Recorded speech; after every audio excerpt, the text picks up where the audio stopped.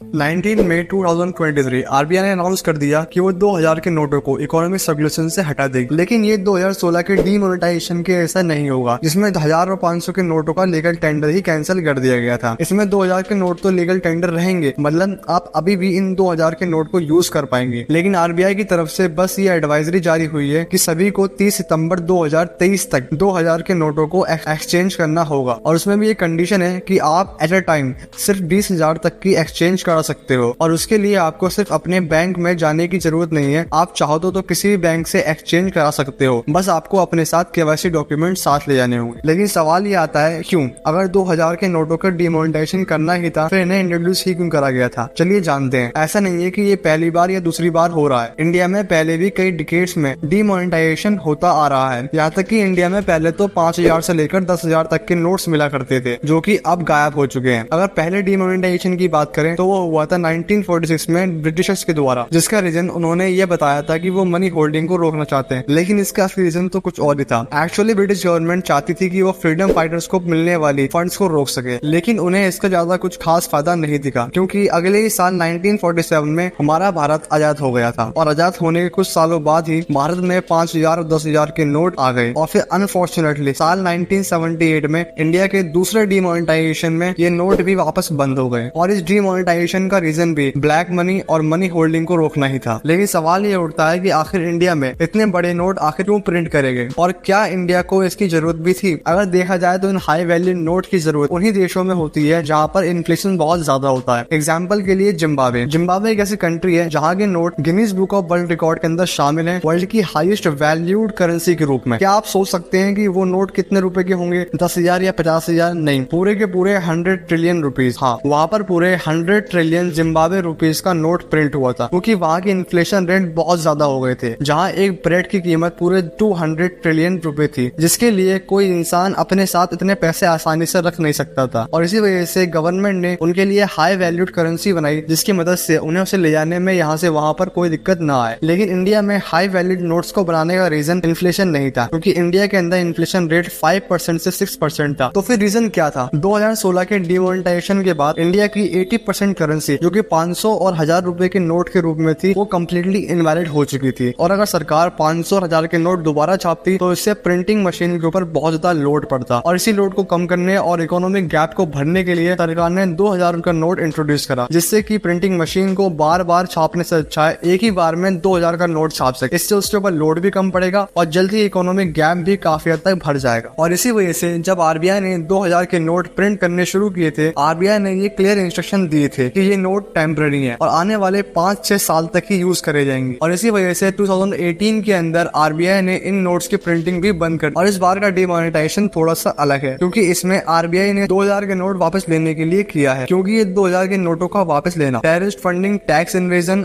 और money holding को रोकने के लिए भी बहुत ज्यादा इफेक्टिव होने वाले हैं। आपका इस बारे में क्या कहना है? क्या आपको लगता है कि सरकार को ऐसा करना चाहिए या फिर नहीं? अपनी राय को कमेंट करके जरूर बताएं। अगर आपको इस वीडियो से कुछ भी नया सीखने को मिला हो तो इस वीडियो को लाइक कर दीजिए, अपने दोस्तों के साथ शेयर भी कर दीजिए। मिलते हैं नई वीडियो में, तब तक के लिए बाय।